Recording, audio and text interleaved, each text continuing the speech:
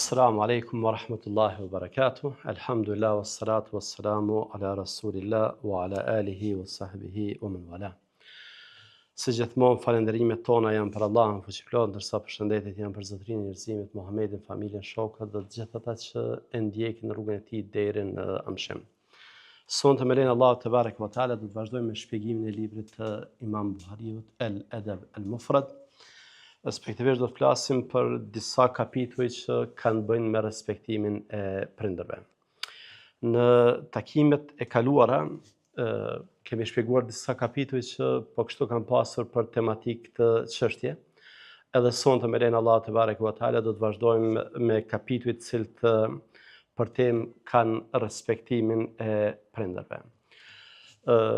Sonte do të fillojmë me kapitullin e 12, cilën Imam Buhariu, Allah pas mëshiruar, e ka emërtuar kësaj njeriu nuk i shan prindrit e tij. Në takimin e kaluar kemi përmendur se një prej mëkateve të mëdha është edhe kur njeriu i mallkon prindrit e tij. Në këtë kapitull Imam Buhariu, Allah mëshiroft, na flet për një formë tjetër të mos respektimit, atë të sharjes së prindërve. Imam Buhariu e citon hadithin e transmetuar nga Abdullah ibn Amri radhiyallahu anhuma, në të cilin qëndron se Muhamedi alayhi salatu wassalam ka thënë: min al-kaba'ir an yashtima ar-rajulu walidayhi. Është prej gjunaheve të mëdha, është prej mëkateve të mëdha, është prej gabimeve të mëdha që njeriu t'i shanë prindrit e tij. Për shkak se nuk është normale, nuk është e rëndom që njeriu t'i shanë prindrit e tij, prandaj e kanë pyetur pejgamberin alayhi salatu wassalam, kayfa yashtim, si ndodh që njeriu t'i shanë prindrit e tij ose si i shanë prindrit e tij. Pejgamberi alayhi salatu wassalam ka thënë: yashtimu ar-rajula fa yashtumu abahu wa umma.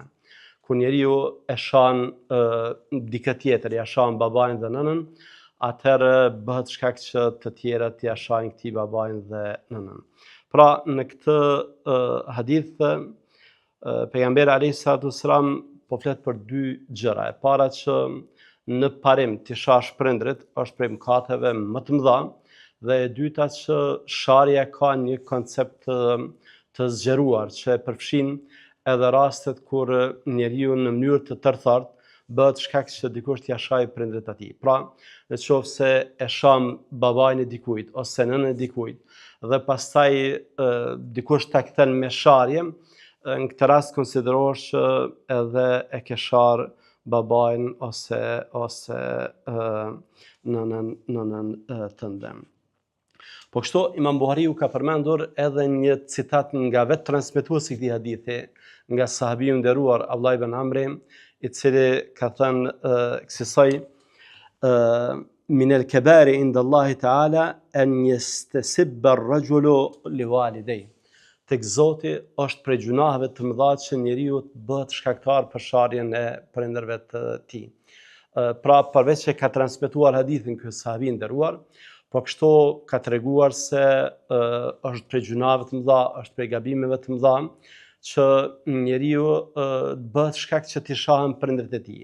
Sikur ka dashur me këtë që na e kujtoi neve se ndonjëherë disa gjëra që ne i marrim ndoshta jo për të mëdha, ato në fakt tek Allahu te barek ve teala mund të jenë shumë të rrezikshme. Dhe jo rastësisht Allahu ka thënë në Kur'an: wa tahsabunahu hayyina wa huwa inda Allahi azim.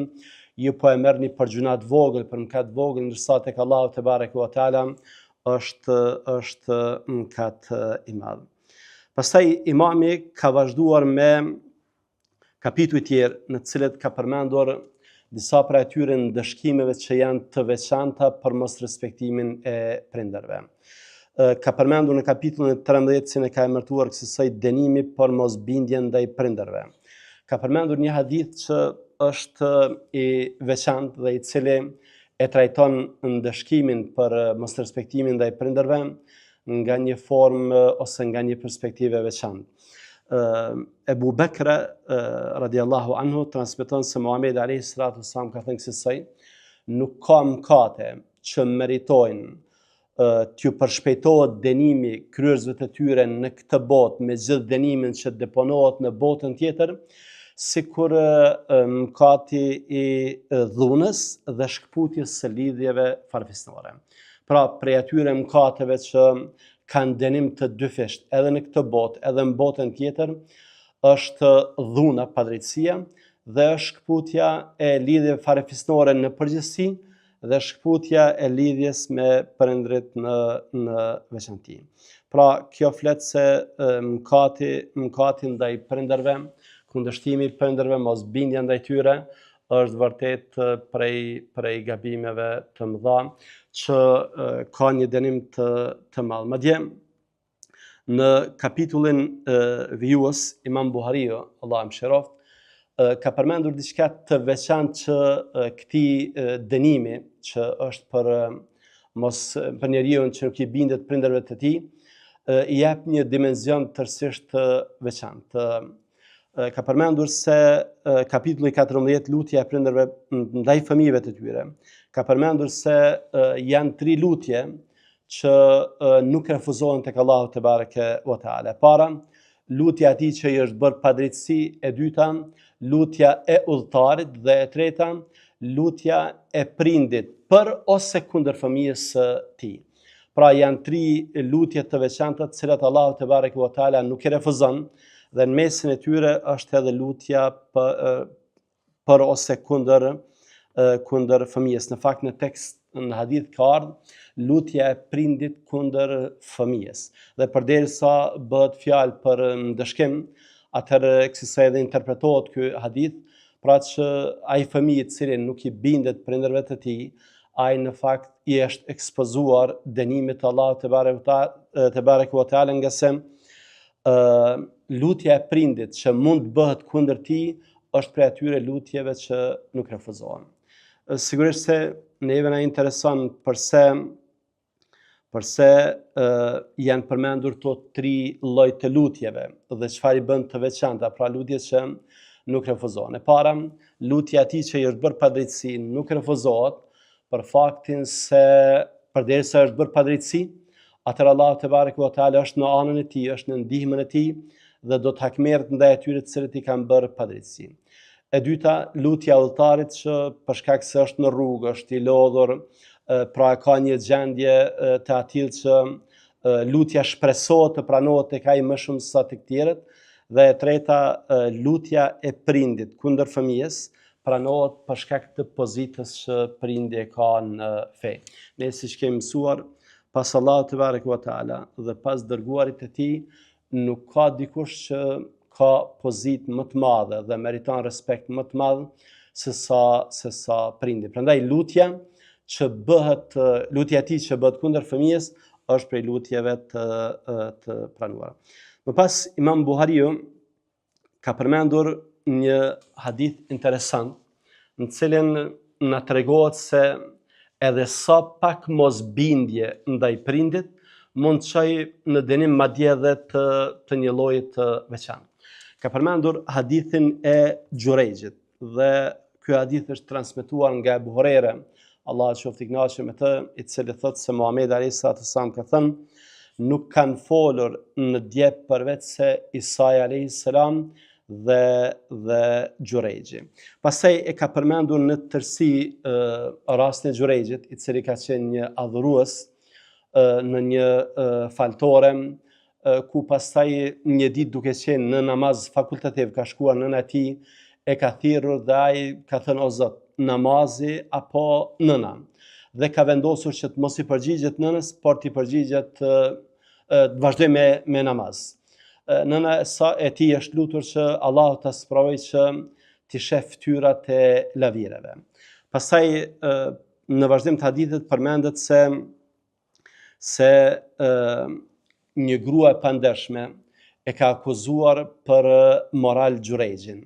Dhe duke qenë se ka qenë emër i njohur, pra njëri që e kanë respektuar për shkak të fetarisë së tij, kur lajmi ka shkuar mbretit se ky njeri Xhurejxhi ka bërë zina, ka bërë prostitucion, ka urdhëruar që t'i rrënojnë faltoren dhe ta sjellin për dëshmi tek ai.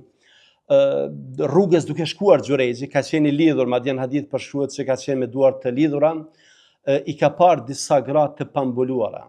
dhe ka buzëqeshur. Ka shkuar pastaj tek mbreti dhe e ka mohuar që ka bërë një gjë të tillë, ka kërkuar që t'ia sjellin foshnjën, nga se kjo gruaja e pandershme ka mbetur me barë dhe ka lindur fëmijë, e ka prekur foshnjën dhe foshnja ka folur, ka treguar se babai i tij nuk është Xhuregji, por është çobani. Atëherë mbreti i ka kërkuar falje, ka urdhëruar që t'i ndërtohet sërish faltoria dhe ka pyetur se duke ardhur tek ai ka buzëqeshur, cili është shkaku. Atëherë Xhuregji ja ka treguar rastin, i ka treguar se ka qenë duke u falur, ka ardhur nëna e tij, nuk i është përgjigjur dhe është lutur kundër tij. Dhe me gjas kjo që i ka ndodhur Xhuregjit është pranimi i lutjes së nënës së tij. Prandaj dietarët e me tekst të veçantë Ibn Haxheri ka thënë se në qoftë se je në namaz fakultativ, në namaz vullnetar, në namaz sunet, dhe të thret prindi, e ke për obligim që ti përgjigjesh prindit, nga se përgjigja ndaj prindit është më parsorë se sa namazi vullnetar. Thjesht ajo që përfitohet nga ky hadith është se në qoftë se edhe për pak mosbindje ndaj prindit mund dëshkohesh kësaj, atëherë cili mund të jetë ndëshkimi për atë që refuzon prindrit, ose i shan, ose i fyen, ose Allah na ruaj, siç dëgjojmë e shohim, edhe që i rrahin ose edhe i mbysin fare. Imam Buhariu pastaj ka vazhduar me një kapitull interesant në cilin e ka emërtuar kësaj prezantimi i Islamit para nënës së krishtere. Jo rrallë për shkak të ndoshta dëshirës së flakt që t'i udhëzojmë prindit, ose ndonjëherë për shkak të bindjeve të gabuara ne bëhemi shkak që të kemi sjellje të këqija me prindrit tanë. Imam Buhariu e ka sjell këtë hadith për të na treguar neve se mënyra se si të rrasim ne prindrit, edhe nëse janë madje jo besimtar, duhet që të jetë e veçantë, në mënyrë që të tregojmë edhe kulturë, por edhe të mos bëhemi shkak për ndoshta arrogancë më të madhe të tyre ndaj fesë, kundërshtim më të hapur ndaj fesë, pra sjelljet tona të mos jenë shkak që prindrit tanë të ngulin këmbë edhe më shumë në mëkatet e tyre. Ai ka përmendur rastin e Ebu Hurerës, Allahu qoftë i kënaqur me të, cili ka thënë: nuk ka njeri i cili dëgjon për mua e që nuk do të më doj. Do të më doj nga se është lutur Muhamedi alayhis salam që Allahu mua dhe nënën time na bëj të dashur për secilin besimtar. Pastaj ka treguar rastin e tij, se si nëna e tij është përpjekur që ta udhëzojë nënën e tij, por ajo ka refuzuar. Pastaj ka shkuar tek pejgamberi alayhis salam, ja ka treguar këtë gjë, dhe kur është kthyer e ka parë që nëna e tij tashmë është bërë muslimane. Është kthyer sërish tek Muhamedi alayhis salam dhe i ka treguar se nëna e tij është bërë muslimane. Në të vërtetë, ky version i cilin e ka përmendur Imam Buhariu në këtë libër është një prej versioneve të këtij hadithi. Në Sahihun e Buhariut dhe në atë të Muslimit përmendet se ajo madje ka thënë edhe fjalë të rënda paksa për Muhamedit alayhis salam. Pra ka kundërshtuar, mirë po edhe ka thënë fjalë të rënda.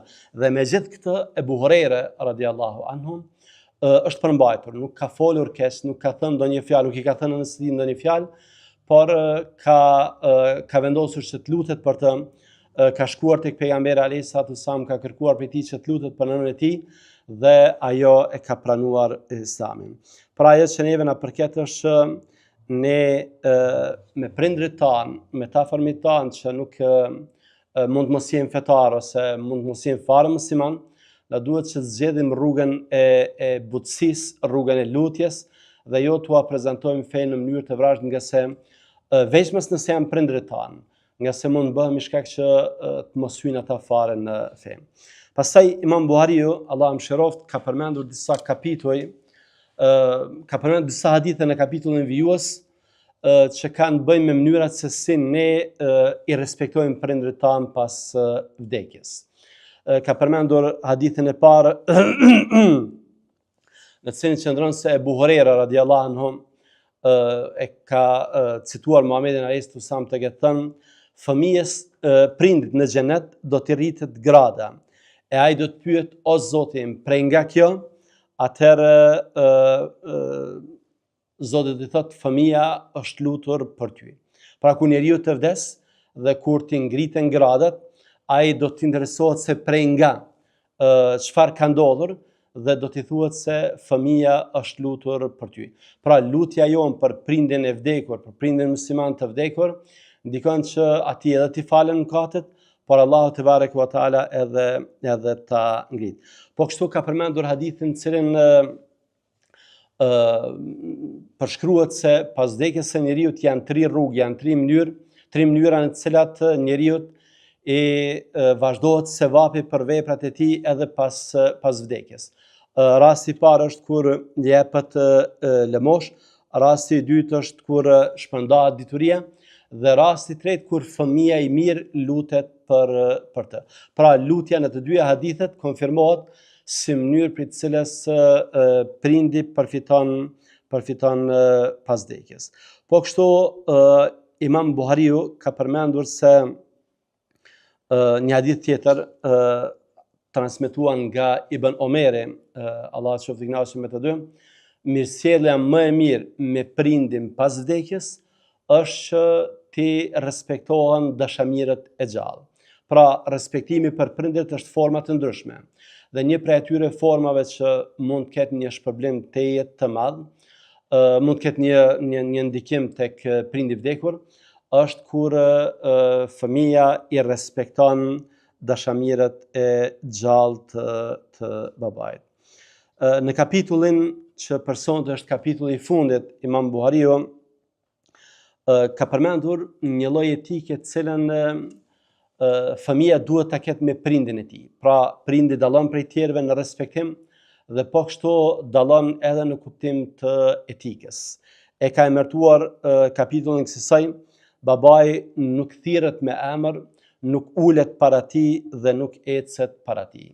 Ai ka përmendur hadithin në të cilin Urve ose dikush tjetër citon, transmeton Ebu Hurajrin, i cili ka parë dikë tek ka ecur para babait të tij.